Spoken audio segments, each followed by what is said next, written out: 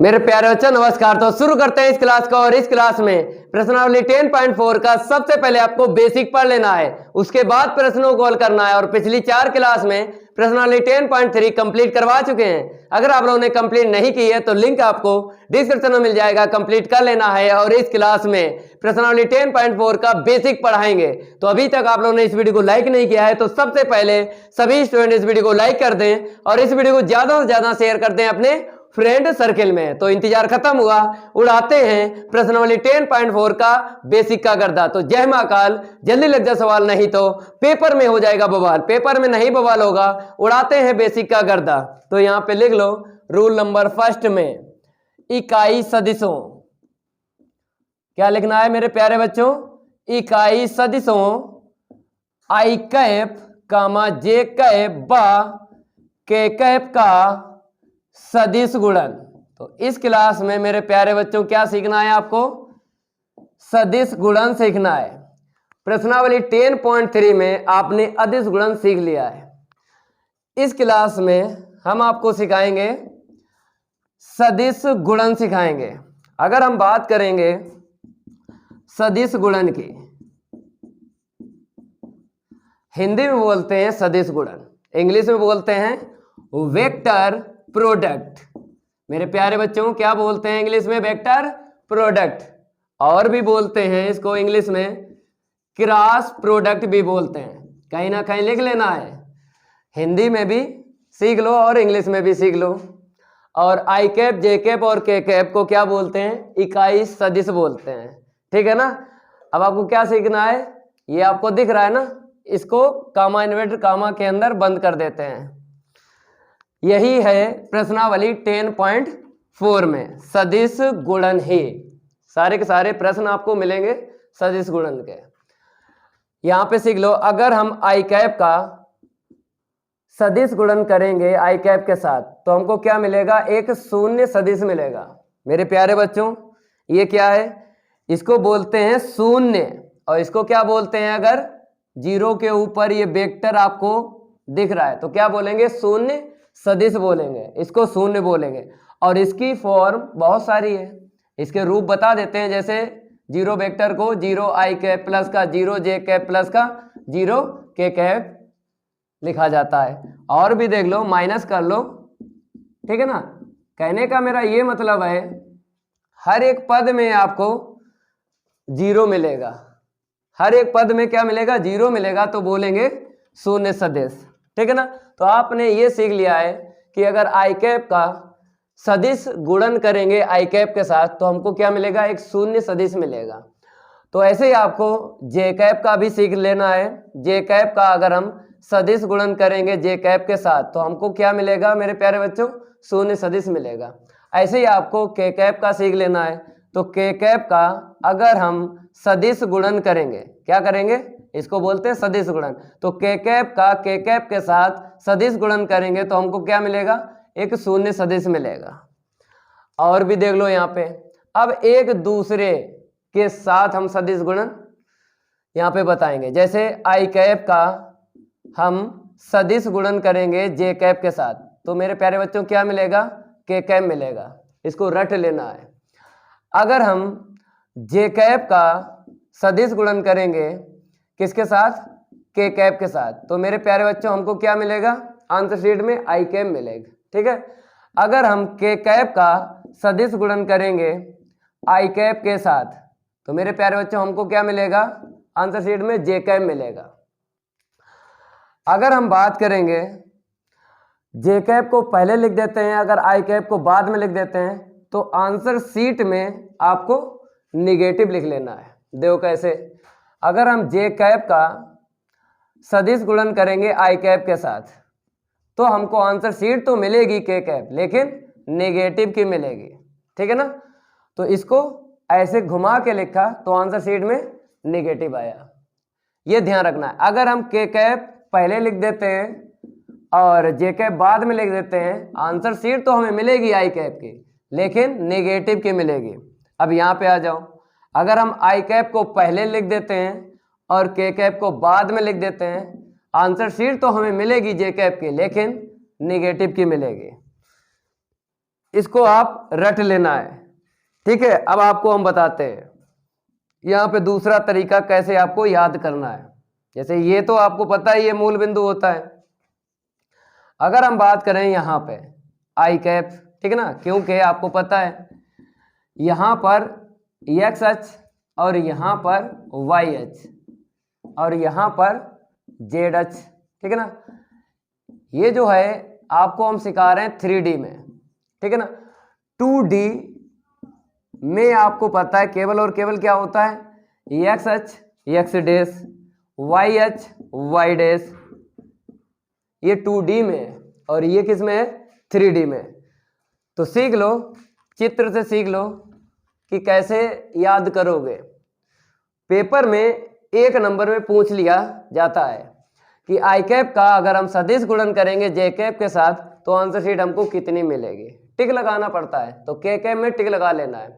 ऐसे ही यहाँ पर, ऐसे ही यहाँ पर, इधर भी आपको याद करना है, यहाँ पर भी याद करना है और ये भी याद करना है। ट्रिक बता देते हैं, भूलोगे नहीं। तो अगर हम यहाँ पे बात करें जे कैप, ठीक है ना, इतना ध्यान रखना है एक्स अक्ष पे आई कैप ये फिक्स है और वाई अक्ष पे जे कैप ये फिक्स है और जेड अक्ष पे के कैप फिक्स है। अगर आप लोग आई कैप का सदिश गुणन कर रहे हो जे कैप के साथ तो क्या मिलेगा, के कैप मिलेगा, ठीक है ना। ऐसे करके याद करो, ऐसे करके याद रखना, ठीक है। अगर हम जे कैप का के कैप के साथ सदिश गुणन करते हैं तो हमको क्या मिलेगा, आगे वाला आई कैप। जब हम जे कैप का के कैप के साथ सदिश गुणन करेंगे तो हमको आगे वाला लेना है। देखो, अगर हम के कैप का आई कैप के साथ सदिश गुणन करेंगे, के कैप का आई कैप के साथ सदिश गुणन करेंगे तो आगे वाला मिलेगा जे कैप, ठीक है ना। कहने का मतलब है इसको सीख लेना है। अगर इसके विपरीत आप चले, ठीक है ना, इसके विपरीत चले तो आंसर शीट नेगेटिव में आएगी, इसको नोट कर लो। अब उदाहरण से हम आपको समझा देते हैं, उदाहरण समझा देते हैं इनका कैसे यूज होगा। इसको हम रफ करेंगे और रूल 1 बाय 1 आप लोग नोट करते रहना है, क्योंकि इन्हीं रूल का यूज करके हम प्रश्नों को हल करवाएंगे। तो इसीलिए हर प्रश्नावली का हम बेसिक पढ़ाते हैं आप लोगों को सबसे पहले। दिक्कत नहीं आना चाहिए जब आप लोग प्रश्नों को हल करो। तो यहां पर उदाहरण आपको लिख लेना है। यहां पर हम लिख देते हैं, यदि वेक्टर ए बराबर आई कैप प्लस का 2j कैप प्लस का 3k कैप और वेक्टर v बराबर आई कैप माइनस का j कैप प्लस का 0k कैप, दो सदिश यहां पे ले लिए हैं, ठीक है ना। तो वेक्टर ए का सदिश गुणन वेक्टर v के साथ मान ज्ञात कीजिए। तो यहां पे क्या लिख लो, वेक्टर ए का वेक्टर v के साथ सदिश गुणन का मान ज्ञात कीजिए।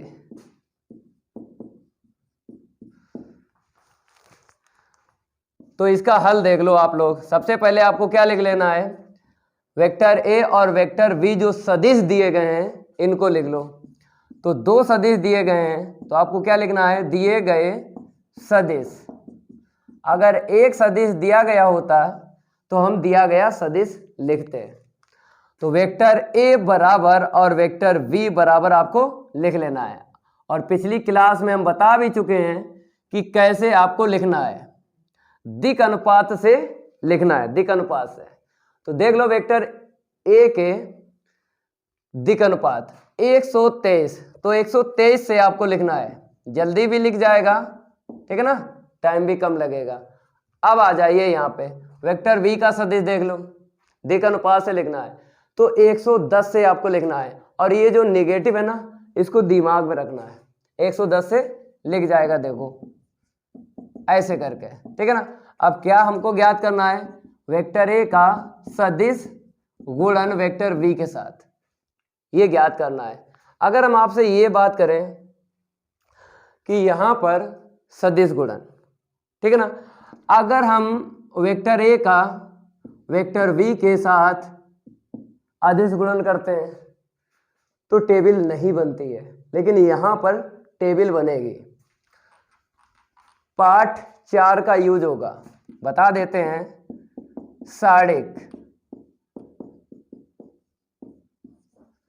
साड़िक का यूज होगा, देखो कैसे हम आपको बताते हैं। Vector A cross vector B, ठीक है ना। अब देखो कैसे, इसमें आपको 3 पंक्ति लिखना है। पहली पंक्ति हो जाएगी आई कैप जे कैप के कैप, चाहे यहां से देख लो चाहे यहां से देख लो। पहली पंक्ति आपको आई कैप जे कैप के कैप की रखना है, ठीक है, वो भी धनात्मक, ऐसे करके ये फिक्स है। पहली पंक्ति आई कैप जे कैप के कैप की ही होगी। अब उसके बाद दूसरी जो पंक्ति आपको लिखना है, सदिश वेक्टर ए के दिक् अनुपात 123, ठीक है ना, यहां से उठा लो दिक् अनुपात। अब जो तीसरी पंक्ति आपको लिखना है दूसरे सदिश से, वेक्टर बी से, तो यहां से देख लो 110 से आपको लिख लेना है, ऐसे करके। हमने आपको बताया पार्ट 4 यूज होगा प्रसार, तो प्रसार तो आपने सीखा है तो कोई दिक्कत नहीं आएगी। तो प्रसार करना है R1 के सापेक्ष ही करना है, ठीक है। तो R1 के सापेक्ष प्रसार करने पर, तो R1 के सापेक्ष प्रसार करो, तो पहला आपको पता है प्लस का पद आता है, ठीक है ना।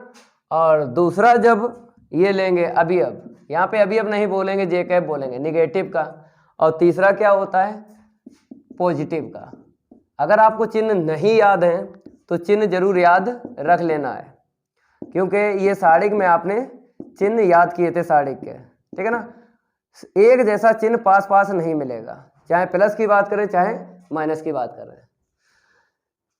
प्लस माइनस प्लस, ठीक है ना। अब आपको ब्रैकेट में लिखना है, कैसे, जब आपको आई कैप का इंटू करना है ब्रैकेट में, तो ब्रैकेट में कुछ मिलेगा तो पहली पंक्ति और पहला स्तंभ छुपाना है, क्योंकि ये आपने लिया है आई कैप, तो इसी के सामने, ठीक है ना, इसी के सामने और इसी के नीचे आपको छुपा लेना है, ऐसे करके।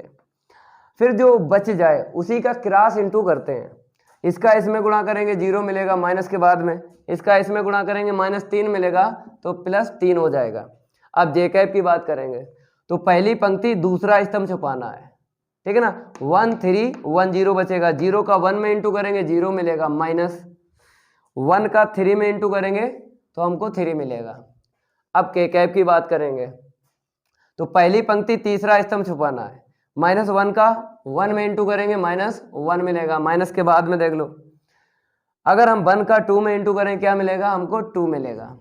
हल कर लो, यहां से मिला 3 आई कैप, यहां से कितना मिला प्लस का 3 जे कैप, यहां से मिला माइनस का 3 के कैप।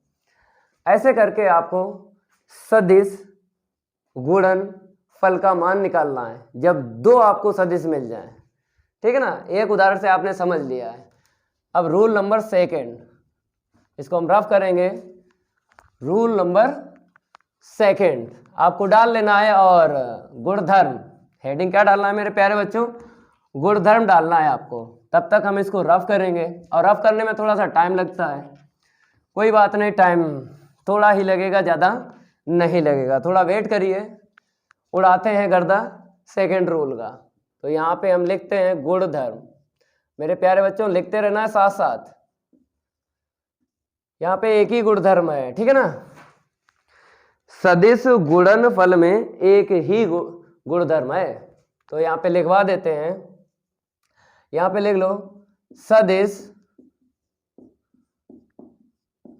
गुणन फल का, लिखते रहना है साथ साथ लिख लो, सदिश गुणनफल का योगफल पर वितरण नियम। यहां पे क्या लिख लेना है, वितरण नियम।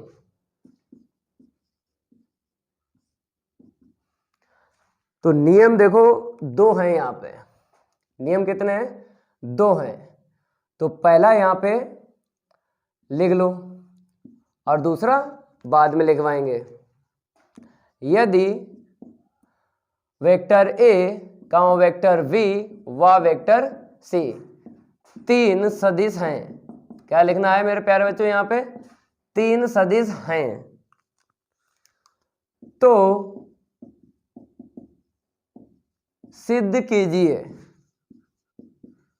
तो सिद्ध कीजिए कि वेक्टर ए क्रास बोलेंगे, ठीक है ना, वेक्टर वी प्लस वेक्टर सी।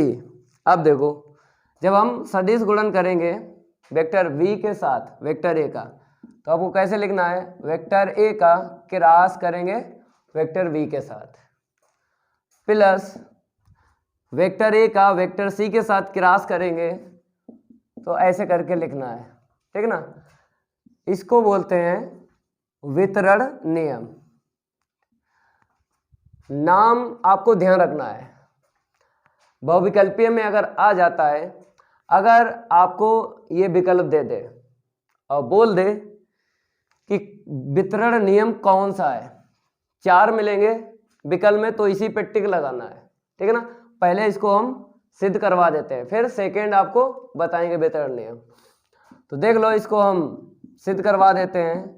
तो यहाँ पे कितने सदिश हैं, 1 2 3 सदिश हैं। तो अपने पास से मान लो कुछ भी, आपकी मर्जी। वेक्टर ए बराबर आई कैप प्लस जे कैप माइनस का के कैप, ठीक है ना। वेक्टर वी बराबर माइनस आई कैप प्लस का जे कैप प्लस का 2 के कैप। अब वेक्टर सी बराबर मान लेते हैं हम आई कैप प्लस का जे कैप और प्लस का यहाँ पे लिख देते हैं 3 के कैप। सबसे पहले आपको क्या करना है, इसका मान निकालना है। तो बराबर के मेरी तरफ आपको ब्रैकेट में देख लेना है vector v plus vector C. सबसे पहले आपको ब्रैकेट का निकालना है, चाहे यहाँ पे मिल जाए, चाहे कहीं प्रश्न में मिल जाए, चाहे कहीं उदाहरण में मिल जाए। अगर आपको ब्रैकेट दिख जाए तो ब्रैकेट का सबसे पहले मान निकाला जाता है, इतना ध्यान रखना है। तो हम क्या करेंगे, vector v plus vector C निकालेंगे। तो वेक्टर v का सदिश देख लो यहाँ पे, माइनस का आई कैप प्लस का जे कैप प्लस का 2 के कैप प्लस, तो यहाँ पर हमने 112 से लिख लिया वेक्टर v का सदिश, और वेक्टर c का सदिश लिख लो 113 से लिख लो। एक बार देखेंगे, बार बार नहीं देखेंगे। अब आपको पता है यहाँ से कितना मिलेगा, 0 आई कैप मिलेगा। यहाँ पर देखो प्लस का 2 जे कैप मिलेगा। यहाँ पर कितना मिलेगा, 2 + 3 5 के कैप मिलेगा, ठीक है ना। अब इसके बाद आपको क्या करना है, आपको पता है वेक्टर ए का हमें क्या निकालना है, क्रॉस निकालना है vector v plus vector C के साथ। तो ठीक है, साड़ी आपको बना लेनी है। पहली पंक्ति आई कैप जे कैप के कैप की रहेगी, और दूसरी पंक्ति जो पहले सदिश यहाँ पे लिखा है इसके दिक् अनुपात लिख लो। वेक्टर ए के दिक् अनुपात 111 से लिख लो, ठीक है, 111 से लिख लिए। फिर उसके बाद में तीसरी पंक्ति आपको लिखना है। यहाँ पे जो बाद में लिखा है इसका सदिश से दिक् अनुपात लिखना है। तीसरी पंक्ति लिख जाएगी 0 2 5, तो 0 2 5, ठीक है ना। अब आपको प्रसार करना है, R1 के सापेक्ष प्रसार करने पर, तो R1 के सापेक्ष आपको प्रसार करना है, ठीक है ना। तो आई कैप ले लो। अब पहली पंक्ति पहला स्तंभ छुपा लो। 5 का 1 में गुणा करेंगे 5 मिलेगा, माइनस के बाद में 2 का गुणा -1 में करेंगे तो माइनस का 2 मिलेगा, प्लस का हो जाएगा माइनस का जे कैप। पहली पंक्ति दूसरा स्तंभ छुपा लो। 5 का 1 में गुणा करेंगे 5 मिलेगा, माइनस के बाद में 0 का -1 में गुणा करेंगे, चाहे प्लस का 0 लिखो चाहे माइनस का 0 लिखो, ठीक है, आपकी मर्जी। अब प्लस का के कैप। अब आपको पहली पंक्ति तीसरा स्तंभ छुपाना। 2 का 1 में गुणा करेंगे 2 मिलेगा, माइनस के बाद में 0 का 1 में गुणा करेंगे 0 मिलेगा। थोड़ा हल करेंगे। पहला पद क्या दिख रहा है, 7 आई कैप। दूसरा पद क्या दिख रहा है, -5 जे कैप। तीसरा पद क्या दिख रहा है, 2 के कैप। इसे समीकरण 1 डाल लो। अब आपको वेक्टर ए का क्रॉस वेक्टर v के साथ आंतरछेद निकालना है, वेक्टर ए का क्रॉस वेक्टर c के साथ आंतरछेद निकालना है, ठीक है ना। 2 सदिश निकलेंगे, दोनों को प्लस कर लेना है, इतनी ही आंतरछेद मिलेगी। चलो इसको हम रफ करेंगे। अब आपको क्या करना है, इतना नोट कर लेना है, क्योंकि स्पेस नहीं है मेरे पास। तो स्पेस के लिए हमें क्या करना पड़ेगा, यहाँ पे रफ करना पड़ेगा। चलो आगे बढ़ते हैं। वेक्टर ए का क्रॉस वेक्टर वी के साथ, ठीक है, कैसे आपको पता है, टेबल बनेगी। वेक्टर ए का सदिश देख लो, ये है, इसके दिक् अनुपात लिख लो। 111 से लिखना है तो 1 फिर -1, ठीक है। अब वेक्टर बी है ना बाद में, तो इसके दिक् अनुपात तीसरी पंक्ति में लिखना है। तो यहाँ पे देख लो क्या है, 112 है ना, तो 112 से लिख लो। अब इसके बाद आपको R1 के सापेक्ष प्रसार करना है, तो लिखना पड़ेगा R1 के सापेक्ष प्रसार करने पर, कर दो प्रसार। तो यहाँ पे आई कैप, पहली पंक्ति पहला स्तंभ छपा, 2 का 1 में गुणा करा 2 मिलेगा, माइनस के बाद में इसका इसमें गुणा करोगे -1, तो माइनस +1, ठीक है ना। फिर माइनस का जे कैप। अब आपको पहली पंक्ति दूसरा स्तंभ छुपाना, 2 का 1 में गुणा करेंगे 2 मिलेगा, माइनस के बाद में इसका इसमें गुणा करेंगे तो प्लस का 1 मिलेगा, लिख लो। प्लस का के कैप। अब इसके बाद में आपको पहली पंक्ति तीसरा स्तंभ छुपाना, 1 का 1 में गुणा करेंगे 1 मिलेगा, माइनस के बाद में -1 का +1 में गुणा करेंगे तो क्या मिलेगा, -1, माइनस माइनस प्लस का 1 हो गया। अब इसको हम रफ करेंगे। अब यहाँ पे देखो कितना मिलेगा हमको, 3i कैप मिल जाएगा। यहाँ पर जब माइनस करेंगे 2 में से 1 मिलेगा, तो माइनस का जे कैप दूसरा पद मिलेगा, यहाँ पर 1 + 1 2 मिल जाएगा। तो वेक्टर ए का क्रॉस वेक्टर बी के साथ इतना सदिश मिल गया। अब आपको क्या करना है, इसको हम रफ करेंगे। अब आपको वेक्टर ए का क्रॉस करना है वेक्टर सी के साथ। चलो साड़ी बना लो। अब वेक्टर ए के दिक् अनुपात यहाँ से देख लो, दूसरी पंक्ति, वहाँ पे क्या दिख रहा है, 1 1 -1, ठीक है ना। अब वेक्टर सी के दिक् अनुपात देख लो, तो वेक्टर सी के यहाँ पे देख लो, यहाँ पे आपको दिख रहा होगा, पहले इंक ये रफ कर देते हैं, ठीक है। 113, तो 113, ठीक है ना। अब इसके बाद आपको पता है प्रसार करना है, इसको हम रफ कर देते हैं। नोट करते रहना, क्योंकि मेरे पास स्पेस नहीं होता है तो इसीलिए रफ करना पड़ता है। चलो अब लिख लो, यहाँ पे क्या लिख लो, R1 के सापेक्ष प्रसार करने पर,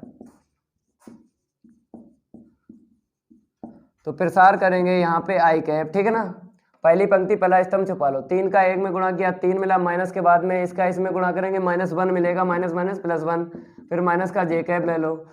अब पहली पंक्ति दूसरा स्तंभ छुपा लो, 3 का 1 में गुणा किया 3 मिला, माइनस के बाद में 1 का -1 में गुणा किया -1 मिला, माइनस +1। अब आपको के कैप ले लेना है, ठीक है। पहली पंक्ति तीसरा स्तंभ छुपा लेना है ऐसे करके, फिर 1 का 1 में गुणा करेंगे 1 मिलेगा, माइनस के बाद में इसका इसमें गुणा करेंगे 1 मिलेगा। अब यहाँ पे कितना आ गया, 4 आई कैप, यहाँ पे माइनस का 4 जे कैप, यहाँ पे कितना आ गया, प्लस का 0 के कैप, 1 में से 1 चला गया। अब आपको प्लस कर लेना है, दोनों सदिश को क्या कर लेना है, प्लस कर लेना है। Vector A cross vector B plus vector A cross vector C, ठीक है। अब देखो यहाँ पे vector A cross vector B की आंसर शीट यहाँ से देख लो, दिक् अनुपात से लिख लो, 312 से लिख लो, एक बार देखना है, बार बार नहीं देखना है, ठीक है। अब प्लस, अब vector A cross vector C का सदिश देख लो, यहाँ पर ये 440, एक बार देखना है, बार बार नहीं देखना है। तो यहाँ पे हमने लिख लिया 440, ठीक है ना। अब आपको क्या करना है, जोड़ना है, 3 और 4 7 मिल जाएगा आई कैप, माइनस का 4 है, माइनस का 1 है, माइनस का 5 जे कैप मिल जाएगा, 2 प्लस का 0 कितना मिलेगा, 2 मिलेगा। तो 7 आई कैप माइनस का 5 जे कैप प्लस का 2 के कैप। अब देखो आंसर शीट, क्योंकि इसे समीकरण जब 2 डालेंगे तो समीकरण 1 की आंसर शीट और समीकरण 2 की आंसर शीट मैच कर लो, सेम टू सेम है ना, तो सेम टू सेम है तो आपको बराबर कर देना है। कैसे लिखना है हम आपको बताते हैं, पहले इसको हम रफ करते हैं। समीकरण 1 व 2 से आपको लिख देना है, यहाँ पे लिखवा देते हैं, समीकरण 1 व 2 से वितरण नियम क्या हो गया, सत्यापित हो गया। वेक्टर ए का cross vector v plus vector C बराबर वेक्टर ए का क्रॉस वेक्टर v के साथ प्लस वेक्टर a का क्रॉस वेक्टर c के साथ। हमने आपको बताया क्रॉस बोलते हैं इंग्लिश में और हिंदी में बोलते हैं सदिश। ये हो गया कंप्लीट। अब दूसरा जो इसका है ना वितरण नियम का, चलो इसको हम रफ कर देते हैं और आपको नंबर 2 डाल लेना है। हमने आपको बताया कि वितरण नियम जो हैं 2 हैं, 2, तो ये पहला तो करवा ही दिया है सिद्ध। अब दूसरा देख लो, आपको लिख लेना है वेक्टर a वेक्टर v 2 सदिश हैं। क्या लिखना है? वितरण नियम जो दूसरा है, यदि वेक्टर a व वेक्टर v 2 सदिश हैं, लिख लो 2 सदिश हैं, लेम्डा एक अदिश है। लेम्डा क्या है? एक अदिश है। तो सिद्ध कीजिए,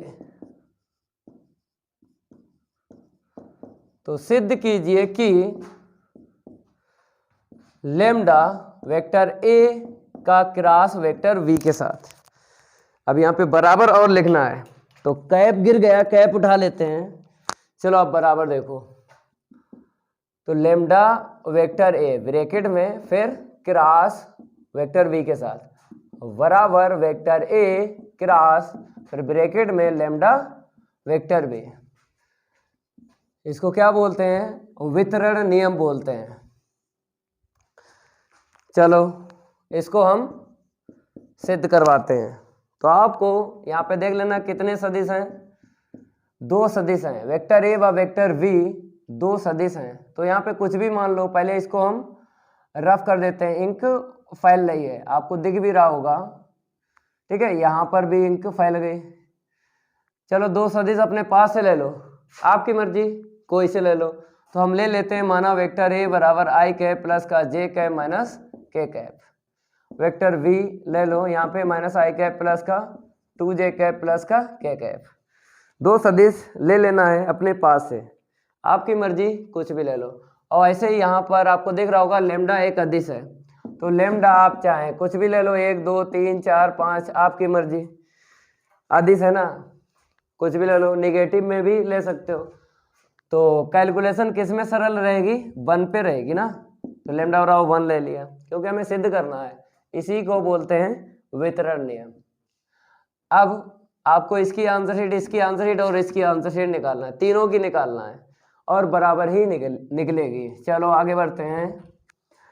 तो पहली आंसर शीट के लिए आपको क्या करना है? यहाँ पर वेक्टर a का क्रॉस करना है वेक्टर v के साथ, तो i कैप j कैप और k कैप।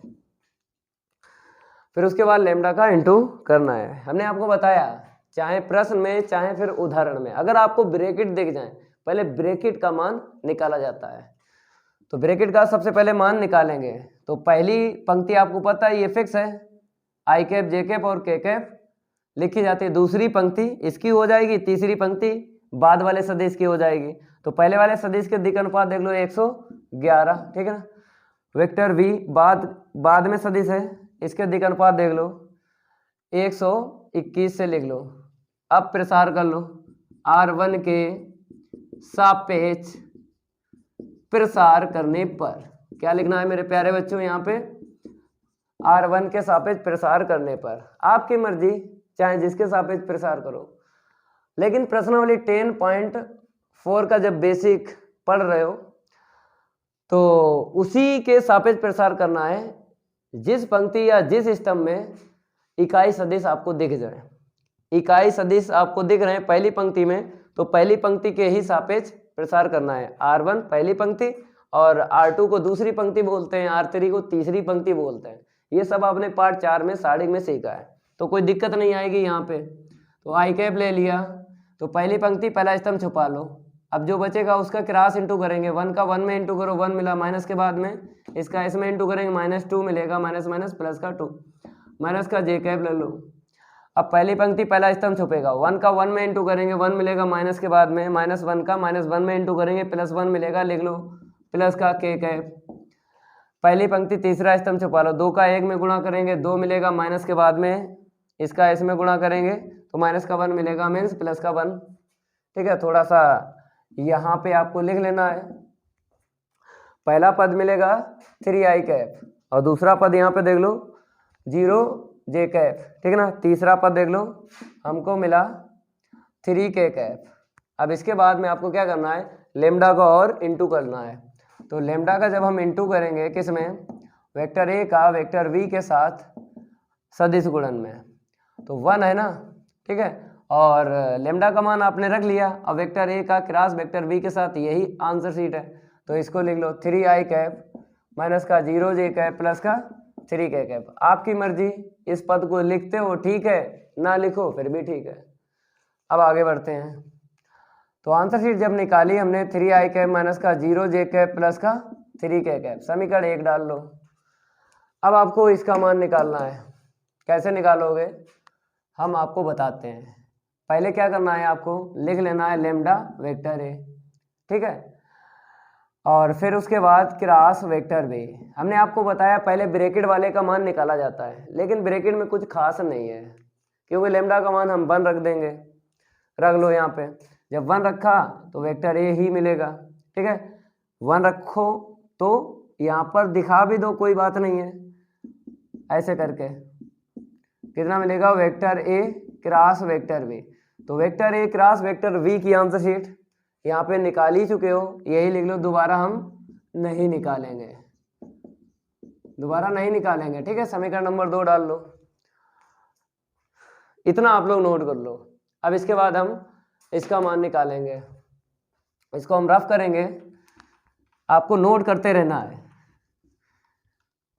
रूल आपको सीखना जरूर है, क्योंकि प्रश्न इजीली सॉल्व हो जाएंगे आपके। तो लास्ट वाले का मान निकालेंगे, तो वेक्टर ए का क्रॉस लेमडा वेक्टर बी के साथ बराबर vector A minus 1 vector B. Lambda का मान रख दिया तो यहाँ पर माइनस नहीं होगा। ठीक है, सदिश गुणन बोलते हैं, क्रॉस भी बोलते हैं इंग्लिश में। तो ठीक है, 1 का बी में इंटू करेंगे तो आपको पता है वी ही मिलेगा वेक्टर।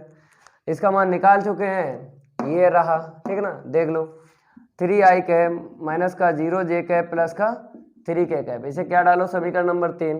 तो समीकरण 1 की आंसर शीट, समीकरण 2 की आंसर शीट, समीकरण 3 की आंसर शीट बराबर है। अब बराबर है मेरे प्यारे बच्चों, तब आपको बराबर लिख देना है 2/3 से। लिख दो lambda vector A cross vector V बराबर lambda vector A cross vector V बराबर vector A cross lambda vector we.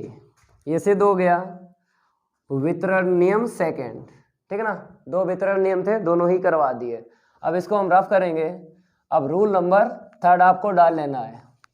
अब बताएंगे बीच का कोण कैसे ज्ञात होगा। 2 सदिश आपको मिल जाते हैं, तब आपको बीच का कोण ज्ञात करना है।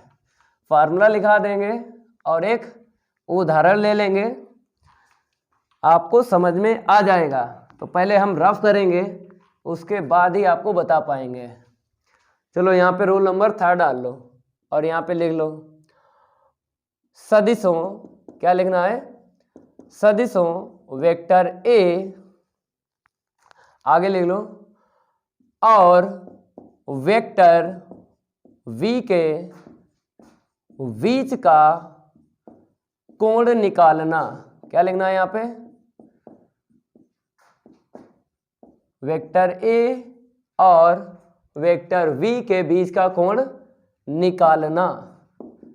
कैसे निकालोगे, तो फार्मूला आपको रट लेना है। तो यहाँ पे लिख देते हैं vector A cross vector V बराबर वेक्टर ए का मापांक वेक्टर वी का मापांक साइन थीटा एन कैप।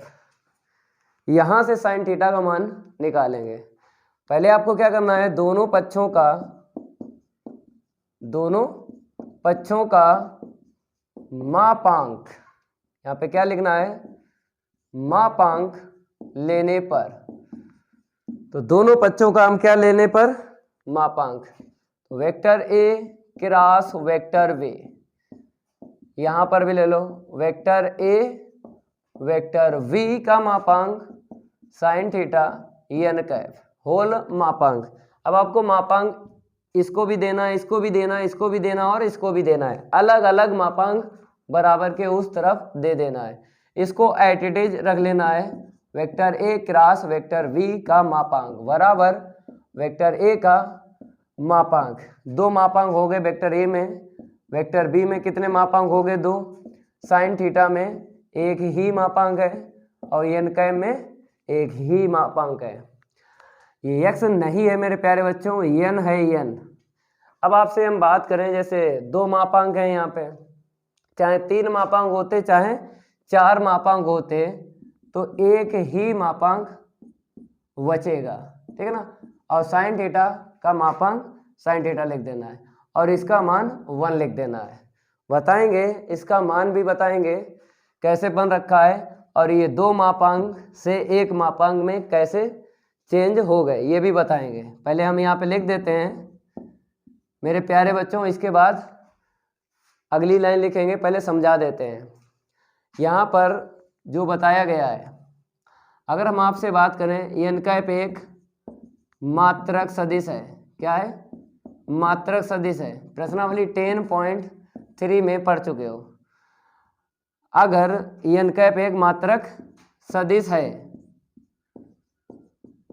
अगर मात्रक सदिश है तो आपको पता है कि अगर इसका मापांक निकालेंगे तो कितना निकलेगा मेरे प्यारे बच्चों? 1 निकलेगा। प्रश्नावली 10.3 में आप पढ़ चुके हो, तो इसलिए हमने इसका मान रख दिया 1। समझ गए? साइन थीटा का मापांक हमने हटा दिया, ठीक है ना। यहाँ पे आ जाओ, डबल मापांक है, सिंगल मापांक क्यों बचा देख लो। जैसे वेक्टर ए का मापांक जैसे 2 दिया गया है, दोनों पक्षों का मापांक ले लो, तो हमने ले लिया दोनों पक्षों का मापांक, ठीक है ना। अब आपको पता है मेरे प्यारे बच्चों, इसकी आंसर शीट कितनी निकलेगी? 2 निकलेगी। मापांक हमेशा धनात्मक मान देता है, तो ठीक है 2 निकली। अब 2 किसके बराबर है? वेक्टर ए के बराबर है। तो कहने का मेरा ये मतलब है 2 मापांक से एक मापांक में कन्वर्ट हो गया। तो अगर आपको 3 मापांक मिल जाए, 4 मापांक मिल जाए, चाहे 10 मापांक मिल जाए, चाहे 15 मापांक मिल जाए, लास्ट में एक ही मापांक बचेगा, वो हमने आपको बताया है। इसको हम रफ कर देते हैं, इतना आपको नोट करना है जितना हमने यहाँ पे लिखा है। अब यहाँ से साइन थीटा का मान निकाल लेते हैं, फार्मूला निकालते हैं यहाँ से। तो vector A cross vector V का मापांक अपॉन वेक्टर ए का मापांक और वेक्टर वी का मापांक, ये फार्मूला है। इसको आप रट लेना है, रट लेना है। ये क्या है? फार्मूला है, रट लेना है इसको। अब आगे बढ़ते हैं हम, ठीक है। इसी फार्मूले से आपको क्या करना है? 2 सदिशों के बीच का कोण निकालना है।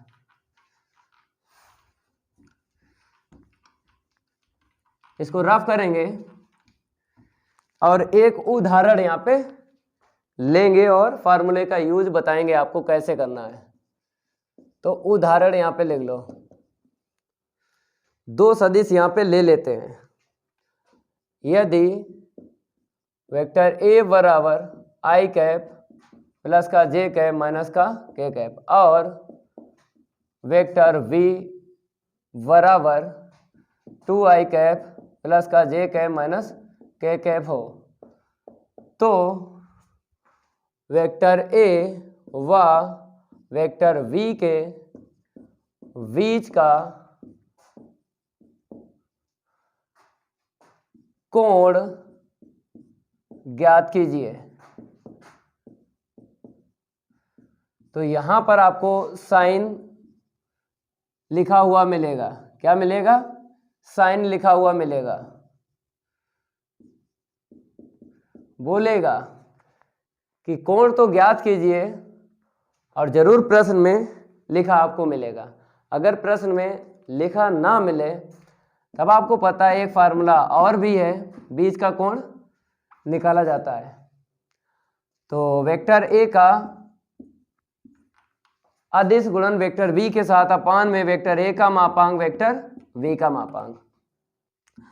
तो मेरे प्यारे बच्चों ये भी तो फार्मूला है, बीच का कोण ये भी ज्ञात करता है, लेकिन प्रश्न में जब आपको लिखा हुआ मिल जाए साइन, ये साइन या नहीं साइन, तब आपको साइन का फार्मूला यूज करना है।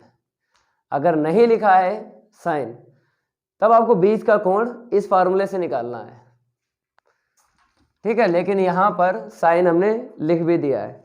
अगर हम प्रश्न की बात करेंगे तो प्रश्नावली 10.4 में प्रश्न मिलेंगे तो जरूर लिखा मिलेगा ये।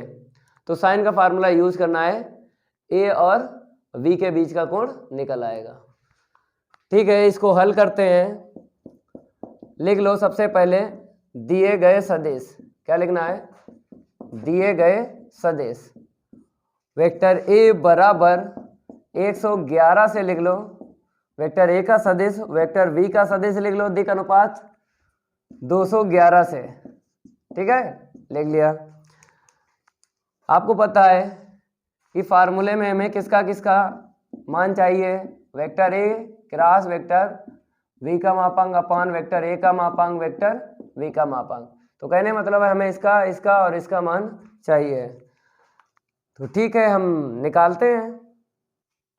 पहले वेक्टर a का मापांक निकाल लो, यहाँ से रूट में पता है आई कैप का गुणांक 1 1 का स्क्वायर 1 प्लस जे कैप का गुणांक 1 1 का स्क्वायर 1 प्लस के कैप का गुणांक -1 -1 का स्क्वायर प्लस 1 आपको यहाँ पे लिख देना है, ठीक है। हल करो, √3 मिलेगा।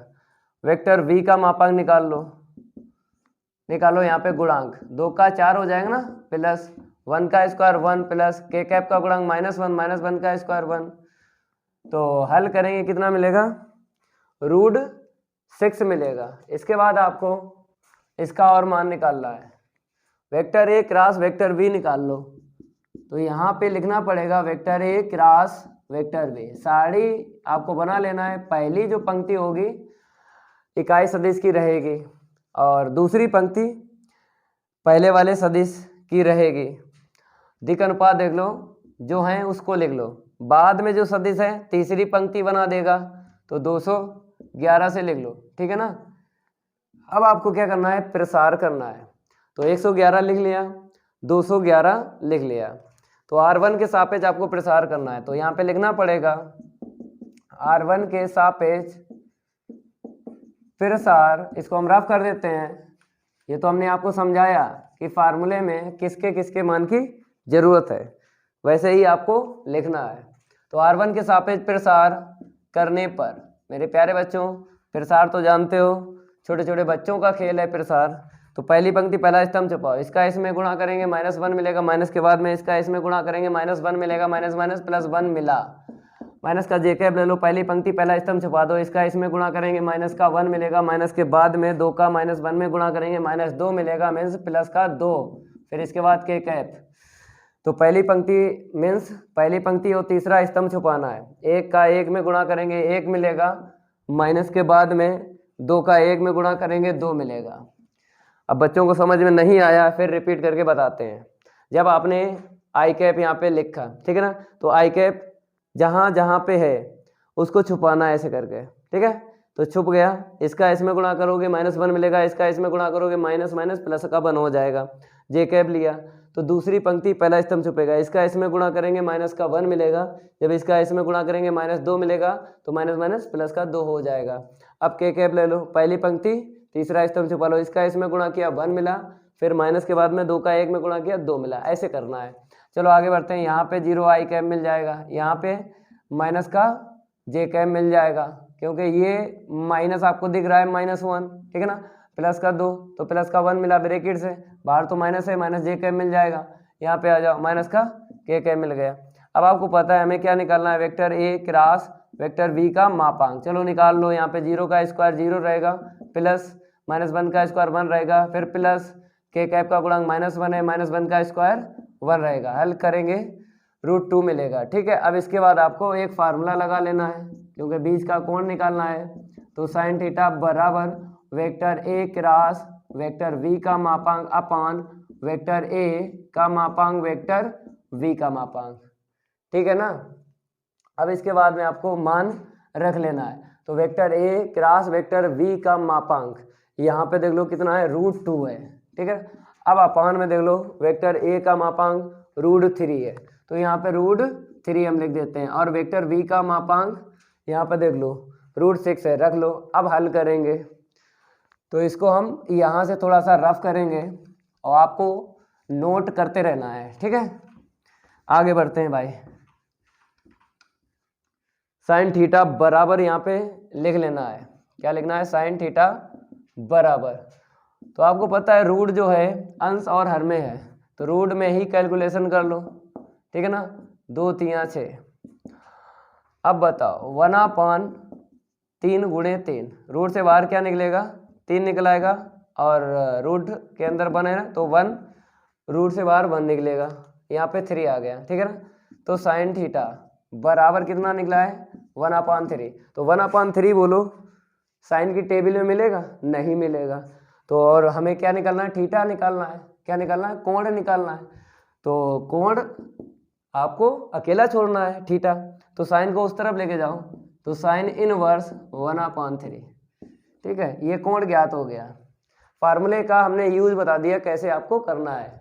जब प्रश्नावली 10.4 के प्रश्नों को हल करोगे तो बीच का कोण पूछेगा, तो ऐसे ही आपको निकालना है। सरल है, हमने आपको बताया वेक्टर कठिन नहीं है, और आपको पढ़ लेना है, समझ के पढ़ना है, दिक्कत नहीं आएगी। 1 बाय 1 आपसे प्रश्न हल हो जाएंगे। कुछ बच्चे क्या करते हैं, बेसिक पढ़ के और अपने आप प्रश्नों को हल कर लेते हैं, कुछ बच्चे नहीं कर पाते हैं। तो नहीं कर पाते हैं, जब हम हल करवाएंगे प्रश्नावली 10.4 के प्रश्नों को, तब हल करना है। लेकिन जो बच्चे बेसिक कंप्लीट कर लेंगे और अपने आप लगा लेंगे, कोई दिक्कत नहीं, अपने आप लगा लो चाहे हमसे लगवा लो। अब रूल नंबर 4 यहाँ पे डाल लो, तो यहाँ पे लिख लो सदिशों वेक्टर ए व वेक्टर वी के द्वारा लंब इकाई सदिश। तो लंब इकाई सदिश के लिए फार्मूला देख लो, लंब इकाई सदिश के लिए फार्मूला देख लो। सबसे पहले आपको हेडिंग डाल लेना है। तो यहाँ पे लंब इकाई सदिश के लिए n कैप बराबर vector A cross vector B, ठीक है ना, अपान में vector A cross vector B का मापांक, इसको बोलते हैं लंब इकाई सदिश n कैप को। तो जहाँ n कैप बराबर लंब इकाई सदिश, आप कहोगे कि सर आप इकाई सदिश पढ़ा चुके हो, प्रश्नावली 10.3 में उसको भी बोला था, इकाई सदिश बोला था ना। लेकिन मेरे भाई यहाँ पर भी हमने बोला लंब इकाई सदिश। लेकिन अगर हम बात करें प्रश्नावली 10.3 की, n कैप आपने इकाई सदिश बोला था, एक मात्रक सदिश बोला था, एकांक सदिश बोला था, लेकिन सिंगल वेक्टर के लिए, सिंगल सदिश के लिए जब सिंगल सदिश मिलता था तो n कैप को इकाई सदिश, एकांक सदिश और एक मात्रक सदिश बोलते हैं। लेकिन अगर बात करें यहाँ पर दो सदिश हैं, यहाँ पे दो सदिश हैं, तब यहाँ पर आपको लंब इकाई सदिश लिखना है, ठीक है ना। इतनी जानकारी आपको हमने दे दी। सिंगल सदिश है तो इकाई सदिश, एक मात्रक सदिश, एकांक सदिश। अगर दो सदिश हैं तो आपको लंब इकाई सदिश बोलना है। फार्मूला आपने याद किया था, बताते हैं। जैसे n कैप बराबर जब सिंगल सदिश के लिए बोला है तो ये फार्मूला होता है। अगर ये याद है तो ये आप अपने आप याद हो जाएगा। कैसे? जो भी होता है अंश में, जैसे यहाँ पे अंश में क्या आपको दिख रहा है, वेक्टर ए दिख रहा है, तो अंश में मेरे प्यारे बच्चों जो भी होता है उसका नीचे मापांक लिया जाता है। यहाँ पे मेरे प्यारे बच्चों अंश में कितना है, जो भी हो, हाथी घोड़ा बंदर कुछ भी हो अंश में, उसका मापांक लिया जाता है। ये चीज आपने सिंगल सदिश के लिए फार्मूला याद किया था, यहाँ पे सीखी थी। और यहाँ पर भी यही सीखना है। अंश में जो भी हो उसका मापांक निकालना पड़ता है। यहाँ पे 2 सदिश हैं, वहां पे 1 सदिश है। चलो इसको हम रफ कर देते हैं। 2 सदिश मिल जाए तो लंब इकाई सदिश ज्ञात करना है, 1 सदिश मिल जाए तो इकाई सदिश या फिर एकांक सदिश या एक मात्रक सदिश निकालना पड़ता है। चलो आगे बढ़ते हैं, एक उदाहरण लेके आपको समझाते हैं कैसे आपको ज्ञात करना है। यहां पर हम ले लेते हैं यदि वेक्टर a बराबर आई कैप प्लस का जे कैप माइनस का के कैप और वेक्टर v बराबर आई कैप माइनस जे कैप प्लस का के कैप, इतना हो तो लंब इकाई सदिश ज्ञात कीजिए। क्या ज्ञात कीजिए? लंब इकाई सदिश ज्ञात कीजिए। निकालो भैया लंब इकाई सदिश। चलो इसको बताते हैं, इस फार्मूले का कैसे यूज करना है। सबसे पहले क्या लिखना है? दिए गए सदिश लिख लेना है। तो दिए गए सदिश हमको मिल गए हैं 2, तो यहाँ पर 111 से लिख लो। एक बार देखना है, बार बार नहीं देखना है मेरे प्यारे बच्चों। वेक्टर v बराबर देख लो 111 है, माइनस अपने दिमाग में रखना है, ये बात हम पहले भी बता चुके हैं। ठीक है, अब आपको क्या करना है? मान निकालना है वेक्टर a का क्रॉस वेक्टर v के साथ। सदिश गुणन आपको निकालना है। इसको हम रफ करेंगे, फार्मूला तो याद है तो रफ कर देते हैं, ठीक है ना। इसको भी रफ कर देते हैं, आपको लिख लेना है vector A cross vector V. निकालेंगे तो आपको पता है टेबल बनती है, कहने का मतलब है सारणिक। चलो भाई, पहली पंक्ति फिक्स है, लिख ली। दूसरी पंक्ति दिक् अनुपात से लिख लो 111। दूसरा सदिश है उसको भी लिख लो, ठीक है। अब इसके बाद प्रसार करना है R1 के सापेक्ष प्रसार करने पर। कर लो R1 के सापेक्ष प्रसार। तो आई कैप लिख लेना है, अब ब्रैकेट में लिखना है पहली पंक्ति पहला स्तंभ छुपा लेना है। 1 का 1 में इंटू करेंगे 1, माइनस के बाद में -1 का -1 में इंटू करेंगे +1 मिलेगा, लिख लेना है माइनस का जे कैप। अब देखो पहली पंक्ति दूसरा स्तंभ छुपाना है, 1 का 1 में इंटू करेंगे 1 मिलेगा, माइनस के बाद में इसका इसमें इंटू करेंगे तो क्या मिलेगा? -1 मिलेगा ना। तो -1 यहाँ पे रखो, +1 हो जाएगा, प्लस का के कैप। आगे बढ़ते हैं, पहली पंक्ति तीसरा स्तंभ छुपाना है, इसका इसमें गुणा करेंगे तो हमको -1 मिलेगा, माइनस के बाद में 1 का 1 में इंटू करेंगे तो 1 मिलेगा, ठीक है। अब यहाँ पर हमको मिला 0 आई कैप, यहाँ पे कितना मिला? माइनस का 2 जे कैप, और वहाँ पे कितना मिला? माइनस का 2 के कैप। मेरे प्यारे बच्चों 0 आई कैप लिखो या ना लिखो, लिख दे तो ठीक है, नहीं लिखते हो फिर भी ठीक है। अब इसका क्या निकालना है आपको बताइए? लंब इकाई सदिश निकालना है। इसको हम रफ कर देते हैं। अब आपको क्या करना है? यहाँ पे लिख लेना है एक फार्मूला जो लंब इकाई सदिश के लिए बनाया गया। तो ये इनका है vector A cross vector V upon vector A cross vector V, ठीक है। जो भी अंश में होता है उसका नीचे मापांक ही निकाला जाता है। चलो रख लो 0 आई कैप माइनस का 2 जे कैप माइनस का 2 के कैप, ठीक है। अपान में मापांक निकालो, तो पहले अगर चाहो तो लिख लो, बाद में मापांक निकाल लेना है, पहले सदिश से लिख लो, ठीक है। आईटीडी लिख लो एन कैप। चलो इधर देख लो, तो यहाँ पर एन कैप बराबर 0 आई कैप माइनस का 2 जे कैप माइनस का 2 के कैप। अब इसके बाद में आपको नीचे रूट में मापांक ज्ञात होता है, तो ज्ञात करेंगे 0 का स्क्वायर 0, फिर प्लस -2 का स्क्वायर 4, फिर प्लस -2 का स्क्वायर 4, ठीक है। तो एन कैप बराबर आया है, अंश में अब ना लिखो क्यों आंसर शीट में नहीं लिखेंगे 0 आई कैप, ठीक है। माइनस का 2 जे कैप लिख लो, माइनस का 2 के कैप लिख लो। अपान में कितना आएगा? 8 आएगा। 8 को निकालेंगे बाहर, रूट से 2 चाकू 8, 2 दूनी 4, 2 एकम 2, जोड़ा बना है 2, ठीक है, जोड़ा बना है 2 का, तो 2 बाहर आ जाएगा और अंश में आपको लिख देना है माइनस का 2 जे कैप माइनस का 2 के कैप अपान में 2√2 लिख लो। अब अंश में आपको दिख रहा है अगर 2 कॉमन लेते हैं तो नीचे वाला कैंसिल हो जाएगा, तो माइनस का जे कैप माइनस का के कैप अपान √2, ठीक है। ये ज्ञात हो गया लंब इकाई सदिश। नोट कर लो इसको। अब आपको यहाँ पे डाल लेना है रूल नंबर 5। अब आपको त्रिभुज का क्षेत्रफल सिखाएंगे कैसे ज्ञात होता है। पहले इसको हम रफ करेंगे। 1 बाय 1 रूल आपको नोट कर लेना है और हम आपको बताएंगे। रूल नंबर 5 भी बताएंगे और रूल नंबर 6 भी बताएंगे। पहले इसको हम रफ कर देते हैं। चलो भाई, यहाँ पे क्या डाल लो, 5 नंबर डाल लो। इसको हम रफ कर देते हैं, हो गया 5 नंबर। ठीक है, देख लो यहाँ पे लिख लो त्रिभुज का क्षेत्रफल। क्या लिख लो, त्रिभुज का क्षेत्रफल ज्ञात करना। कैसे ज्ञात करोगे त्रिभुज का क्षेत्रफल? एक फार्मूला आपको याद करना पड़ेगा।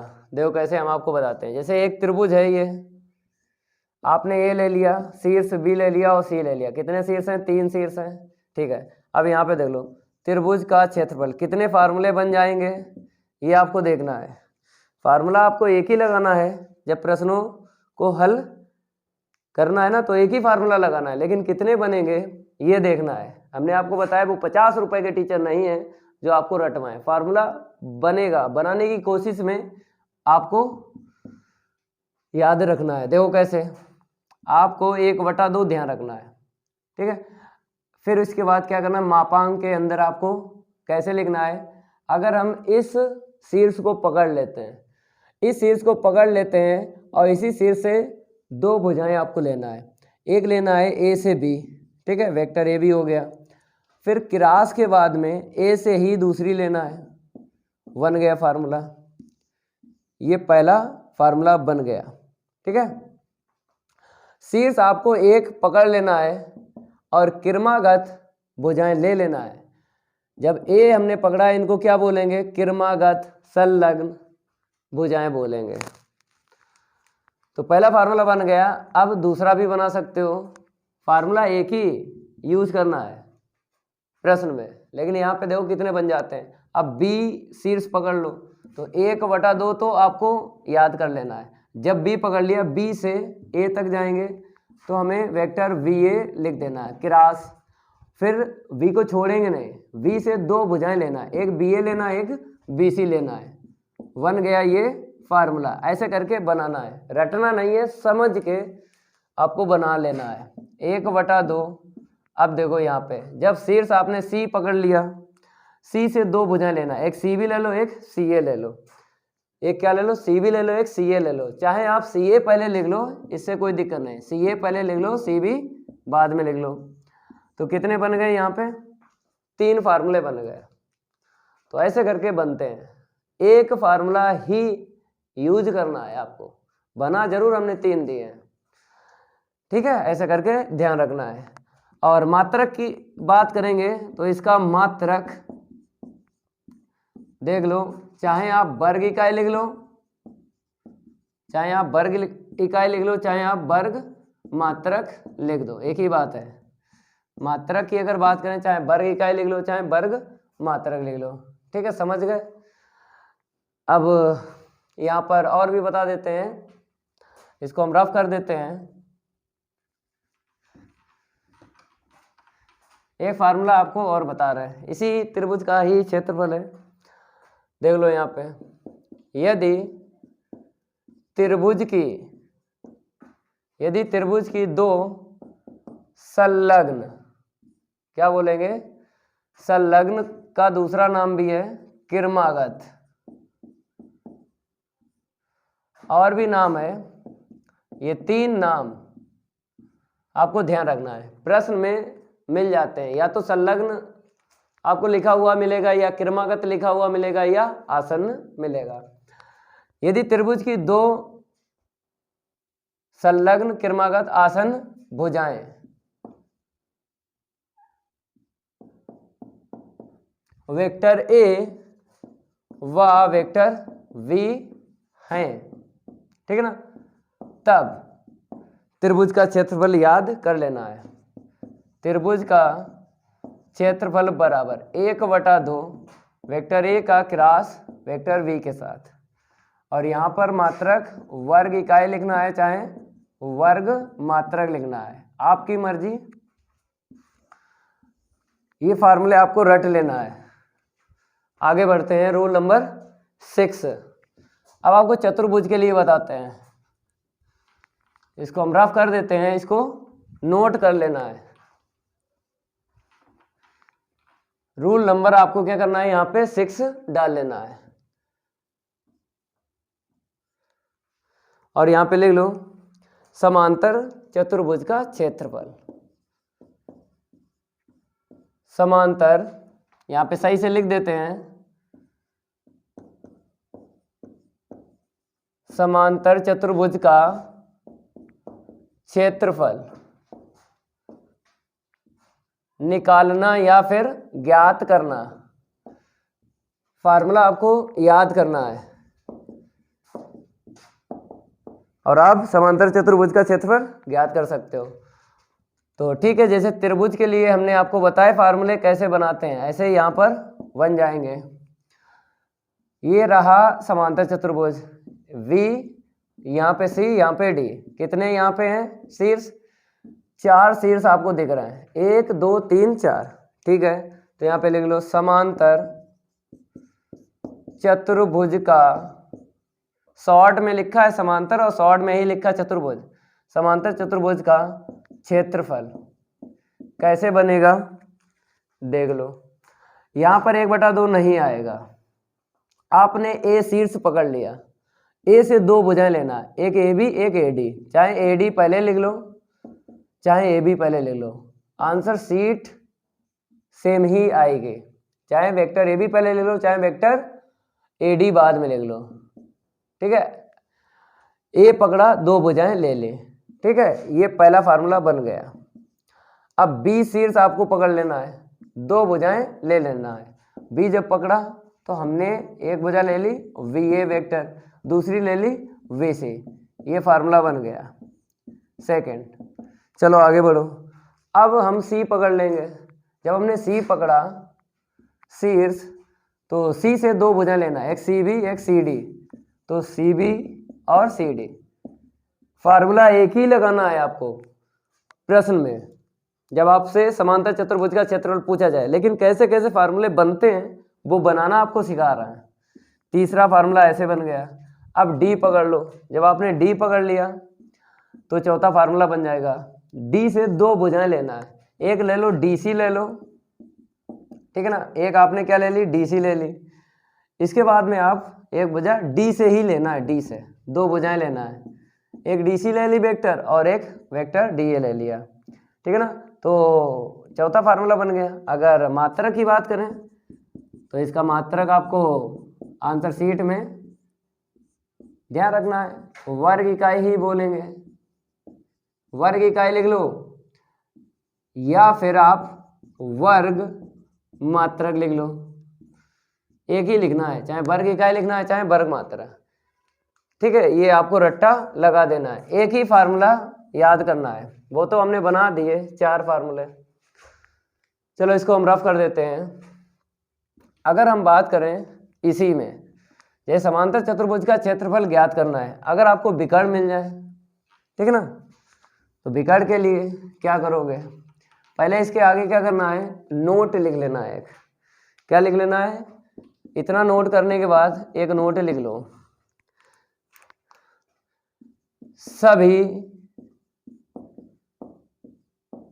चतुर्भुज के लिए, सभी चतुर्भुज के लिए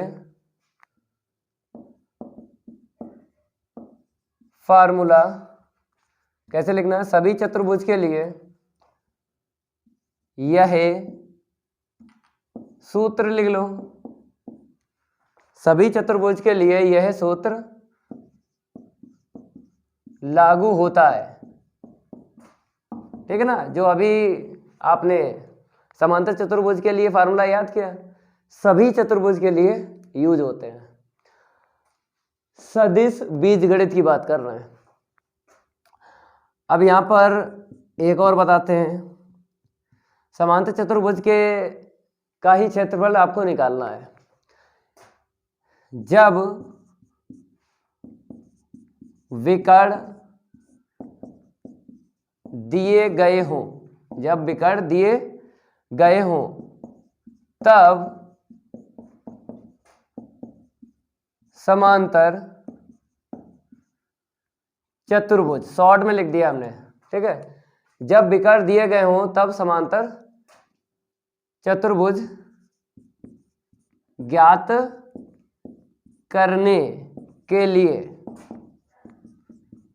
सूत्र देख लो कौन सा बनेगा। तो बनाते हैं भाई। तो ए हो गया, वी हो गया, सी हो गया, डी हो गया। तो कितने शीर्ष हैं? 4 शीर्ष हैं। तो ए और सी को मिलाया तो ए सी हो गया, बी डी को मिलाया, ठीक है ना। विकर्ण इन्हीं को तो बोलते हैं, ए सी और बी डी को, ठीक है। तो यहाँ पर हम शॉर्ट में लिखते हैं समांतर और शॉर्ट में लिखते हैं चतुर्भुज का क्षेत्रफल। देखो फार्मूला, यहाँ पर 1/2 याद रखना है, 1/2 याद रखना है। जैसे त्रिभुज का क्षेत्रफल में आपको 1/2 याद रखना है, ऐसे यहाँ पर भी याद रखना है। अब मापांक के अंदर लिख लेना है। मापांक के अंदर विकर्ण AC, ठीक है ना, ठीक है ना, और दूसरा विकर्ण VD लिख लेना है। देखो मेरे प्यारे बच्चों, चाहे वेक्टर VD पहले लिख लो, चाहे वेक्टर AC बाद में लिख दो, आंसर शीट सेम ही आएगी। तो मापांक है ना, इसीलिए तो यहाँ पे लिख लो इसका मात्रक वर्ग है, और क्षेत्रफल का मात्रक आपको पता है वर्ग इकाई, चाहे वर्ग मात्रक लिख लो, एक ही बात है। चलो इस फार्मूले को भी रट्टा लगा लेना है आपको। तो यहाँ पर हमने आपको फार्मूले बता दिए हैं समांतर चतुर्भुज के। जब भी आपको क्षेत्रफल निकालना हो तो विकर्ण दिए गए हों तब समांतर चतुर्भुज का, यहाँ पर थोड़ी मिसप्रिंट है, तब समांतर चतुर्भुज का यहाँ पे लिख लो क्षेत्रफल ज्ञात करने के लिए सूत्र, ठीक है ना, वहाँ पे सही कर लिया। अगर हम आपसे बात करें, जितना यहाँ पे बेसिक में आपको पढ़ाया और जितने फार्मूले बताए, इनको रट लेना है, क्योंकि प्रश्नों में 10.4 के जब प्रश्नों को हल करवाएंगे इजीली सॉल्व हो जाएंगे। अगर ये मेरी क्लास अच्छी लगी, वीडियो को लाइक कर देना है और इस वीडियो को ज़्यादा से ज़्यादा शेयर कर देना है अपने फ्रेंड सर्कल में। मिलते हैं अगली क्लास में, आज के लिए इतना ही काफ़ी है। धन्यवाद।